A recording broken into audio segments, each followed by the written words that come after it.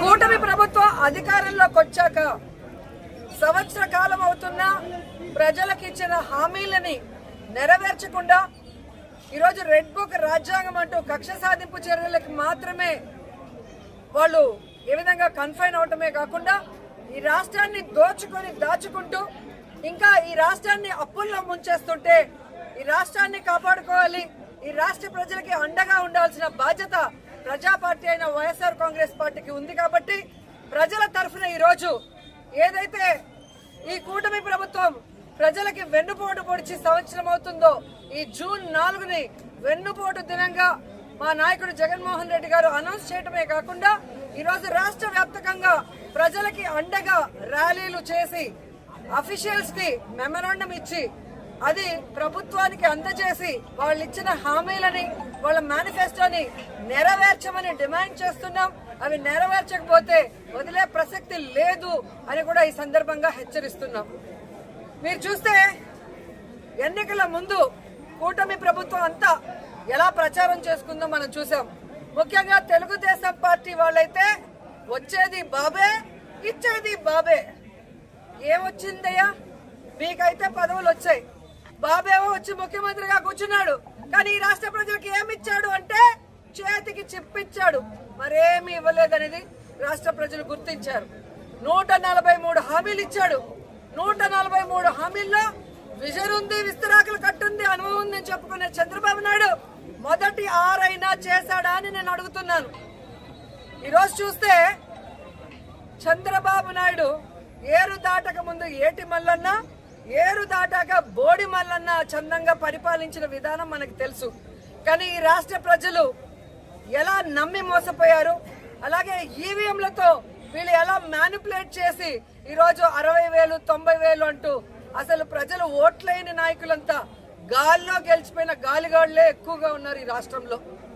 So ఈరోజు నేను ఎందుకు ఇది చెప్తున్నాను అంటే జగన్మోహన్ రెడ్డి గారు ఎన్నికల్లో చెప్పడం జరిగింది, చంద్రబాబు నాయుడు 3 సార్లు ముఖ్యమంత్రి అయినా ఏ రోజు చెప్పిన వాగ్దానాన్ని నెరవేర్చలేదు, పిల్లనిచ్చిన మామనే వెన్నుపోటు పొడిచిన వాడు, జాగ్రత్తగా ఉండండి అని. కానీ ఈవీఎంల దగ్గర మనం ఏం చేయగలం? సో ఈవీఎంలని మ్యానిపులేట్ చేశారు. కొన్ని చోట్ల అమాయకమైన ప్రజలు, రైతులు, మహిళలు కూడా జగన్ గారే ఇచ్చినప్పుడు చంద్రబాబు నాయుడు, లోకేష్, పవన్ కళ్యాణ్ ఇస్తారేమో, పవన్ కళ్యాణ్ చెప్పిన మాటలు నమ్మి చాలా మంది ఓట్లేయటం కూడా జరిగింది. కానీ ఈరోజు చూస్తే సూపర్ 6 చేస్తామన్న చంద్రబాబు నాయుడు సూపర్ 6 చేశాడా అని అడుగుతున్నాను. అన్నిటికీ వెన్నుపోటు పొడిచింది నిజం కాదా అని అడుగుతున్నాం. ఈరోజు తల్లికి వందనం ఇస్తానన్నాడు, కానీ ఇవ్వకుండా వెన్నుపోటు పొడిచాడు. రైతుకు అన్నదాత ఇస్తా అన్నాడు, ఇవ్వకుండా వెన్నుపోటు పొడిచాడు.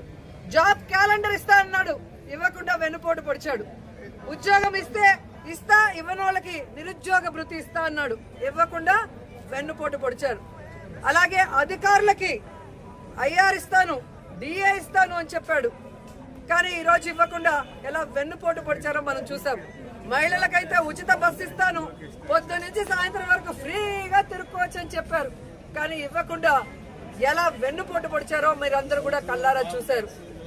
ఈరోజు ఒక్కరికి కూడా ఒక సెంటు భూమి గాని, ఒక ఇల్లు గాని కట్టించకుండా ఎలా వెన్నుపోటు పొడిచాడో మీరందరూ కూడా కళ్ళారా చూస్తున్నారు. సో వెన్నుపోటు అంటే చంద్రబాబు నాయుడు, చంద్రబాబు నాయుడు అంటే వెన్నుపోటు. ఇది ఈరోజు ప్రజలు తెలుసుకున్నారు, వాళ్ళకి జరిగిన నష్టాన్ని వాళ్ళు తెలుసుకున్నారు. ఎప్పుడెప్పుడు ఎన్నికలు పెడితే జగన్మోహన్ రెడ్డి గారికి ఓటేసి మళ్ళీ ముఖ్యమంత్రిని చేసుకోవాలని ఎదురు చూస్తున్నారు అన్న దాంట్లో ఎటువంటి అతిశయోక్తి లేదని కూడా తెలియజేసుకుంటున్నా.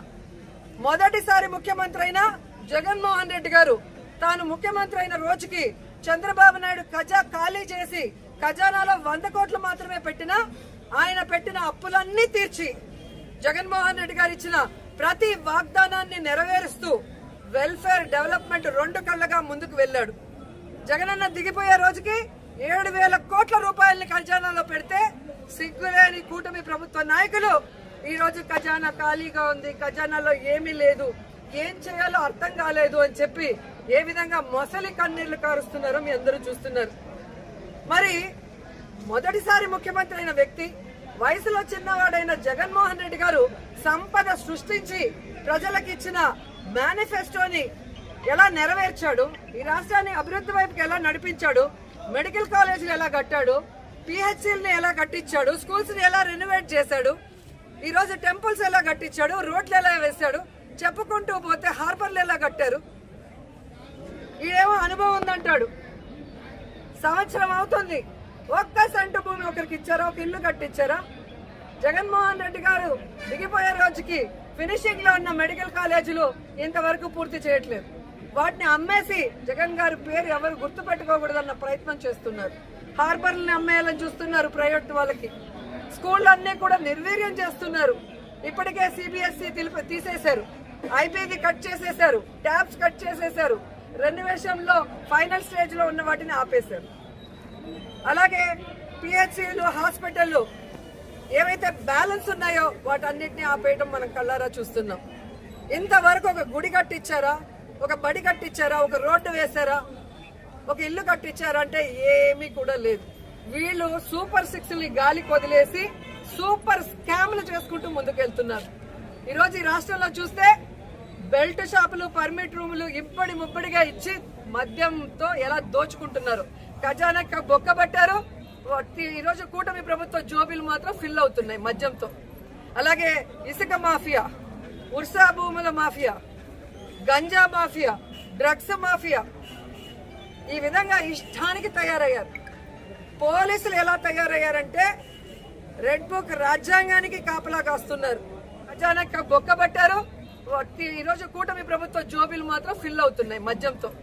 అలాగే ఇసుక మాఫియా, ఉర్సా భూముల mafia, ganja mafia, drugs mafia, ఈ విధంగా ఇష్టానికి తయారయ్యారు. పోలీసులు ఎలా తయారయ్యారంటే రెడ్ బుక్ రాజ్యాంగానికి కాపలా కాస్తున్నారు. ఈరోజు ఎవరెవరు వైఎస్ఆర్ కాంగ్రెస్ పార్టీ నాయకులుగా ఉన్నారు, ఎవరెవరు విలేజ్ల్లో ప్రజలకి అందుబాటులో ఉంటూ అన్ని చేసి మంచి పేరు తెచ్చుకున్నారో వాళ్ళందరి మీద లేనిపోని అక్రమ కేసులు పెట్టి వాళ్ళని అరెస్టు చేసి కనీసం ఛార్జ్ షీట్లు కూడా వేయకుండా వాళ్ళ మీద బెయిల్ రాకుండా ఎంత చేయాలో పోలీస్ వ్యవస్థ అంతా కూడా చేస్తుండటం మనం అందరం కూడా గమనించాలి. నిజంగా ఒక తప్పు జరిగితే కేసు ఎఫ్ఐఆర్ చేయండి. ఇమీడియట్ గా 10-15 రోజుల లోపలైనా మినిమం ఆ కేసుల్ని ఛార్జ్ షీట్ వేసి మీరు కోర్టుకి అప్పగిస్తేనే కదా వాళ్ళకి బెయిల్ వస్తుంది. అంటే తప్పుడు కేసులు కాబట్టి ఛార్జ్ షీట్ లో నిజాలు రాయాలి కాబట్టి, తప్పులు రాస్తే రేపు వాళ్ళ ఉద్యోగం పోతుంది కాబట్టి ఈ రోజు తప్పుడు కేసులతో జైల్లో 50 రోజులు, 60 రోజులు, 70 రోజులు మగ్గిపోయే పరిస్థితి వైఎస్ఆర్ కాంగ్రెస్ పార్టీ కార్యకర్తలకి, నాయకులకి కలుగుతోంది. ఎవరైతే ఈ రోజు తప్పుడు కేసులతో జైళ్లకు వెళ్లారో వాళ్ళకి అండగా నిలబడ్డాం. వారందరికీ కూడా ఈరోజు బెయిల్స్ ఇచ్చాం. ఎవరైతే వాళ్ళ మీద అక్రమ కేసులు పెట్టి ఇబ్బంది పెట్టారో ఆ కూటమి నాయకుల్ని గాని, ఆ అఫీషియల్స్ ని గాని వదిలిపెట్టేది లేదు. మీకు రెడ్ బుక్ రాజ్యాంగం ఉంటే మాకు అంబేద్కర్ గారి రాజ్యాంగం ఉంది. అంబేద్కర్ గారి రాజ్యాంగం ప్రకారం న్యాయబద్ధంగా మీ అందరినీ కూడా శిక్షిస్తామని కూడా ఈ సందర్భంగా తెలియజేసుకుంటున్నాం. అలాగే మీరు చూస్తే ఈ రాష్ట్రంలో ఆడవాళ్ల మీద ఏ విధంగా అరాచకాలు, అక్రమాలు, రేపులు, దురదృష్టకరం 3 ఏళ్ల అమ్మాయిని కూడా మొన్న మీరు చూస్తే ప్లేనరీ జరిగే ప్లేస్ లో రేప్ చేసి చంపేసి కంపల్లో వెళ్తే ఏ వంట బాగుంది అని మాట్లాడతారు. ఎంతమంది వచ్చారని మాట్లాడతాడు చంద్రబాబు నాయుడు. ఇచ్చిన సూపర్ 6 కి దిక్కు లేదు. 6 శాసనాలు అని చెప్పి సిగ్గు లేకుండా మళ్ళీ లోకేష్ గారు అనౌన్స్ చేస్తారు. పవన్ కళ్యాణ్ ఏమో నాకు ప్యాకేజ్ ఇస్తే చాలు, ఎవడెక్టు వచ్చినా నాకెందుకని. రాష్ట్రంలోనే కాదు, పిఠాపురంలో ఆడపిల్లలు రేపైనా పట్టించుకోడు.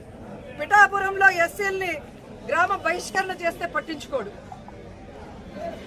సుగాలి కేసు అన్నారు, ఏమైందో తెలియదు. 30,000 మంది మాయమయ్యారన్నారు. మరి ఆ రోజు ఇంటెలిజెన్స్ వ్యవస్థ నీకు చెప్తే ఈ రోజు కూటమి ప్రభుత్వంలో ఉన్న నీకు ఇంటెలిజెన్స్ చెప్పదా 30,000 మంది ఎక్కడున్నారు?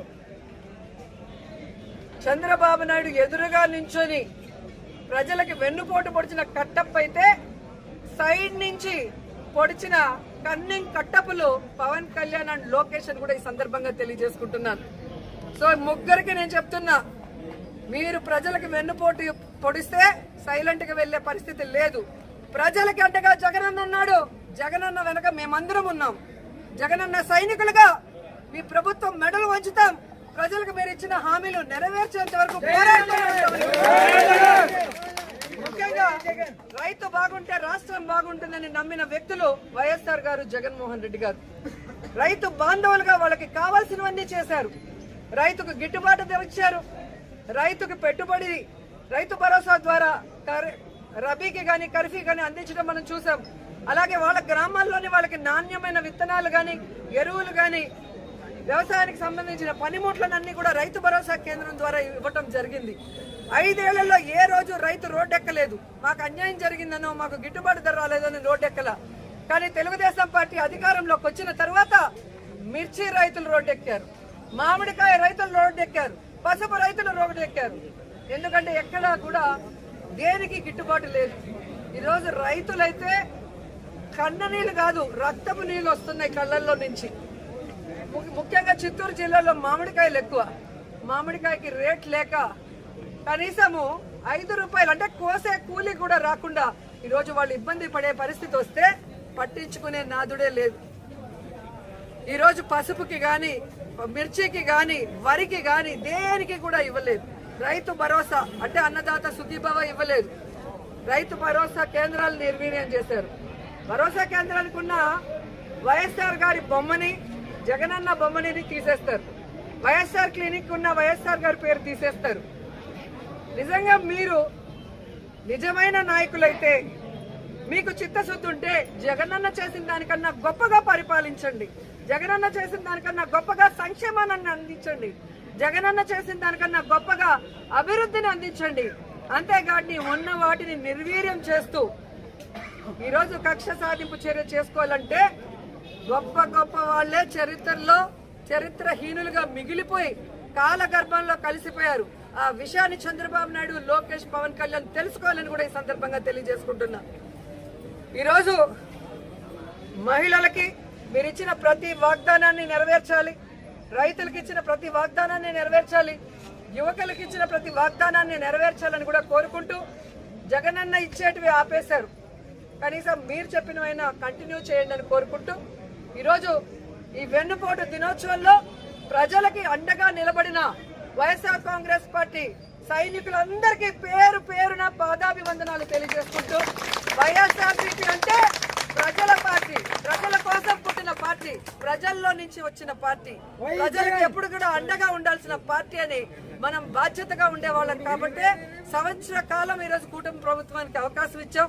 సంవత్సరం కాలం ఇచ్చినా కూడా వాళ్ళు కుంభకర్ణుల్లా నిద్రపోతున్నట్టు నటిస్తూ ఈరోజు కూటమి ప్రభుత్వం ఏ విధంగా అవినీతితో దోచుకొని దాచుకోవటమే పనిగా పెట్టుకొని ఈ రాష్ట్రాన్ని అప్పుల పాలలో ముంచేస్తున్నారు. కాబట్టి రాష్ట్రాన్ని కాపాడుకోవాల్సిన బాధ్యత, ప్రజల్ని కాపాడుకోవాల్సిన బాధ్యత మన మీద ఉంది. కాబట్టి ఈరోజు వెన్నుపోటు దినంగా ప్రకటించి రాష్ట్ర వ్యాప్తంగా ప్రజలకు అండగా ముందుకు వెళ్ళాం. ఖచ్చితంగా ప్రభుత్వం దిగి వస్తుందని నమ్ముతున్నాం. రాకపోతే ఈ రోడ్ నుంచి పోరాటం చేయడానికి వైఎస్ఆర్ కాంగ్రెస్ పార్టీ ఎప్పుడూ సిద్ధంగా ఉందని కూడా తెలియజేసుకుంటున్నాం. జై జగన్, జై జగన్, జగన్ గారి నాయకత్వం.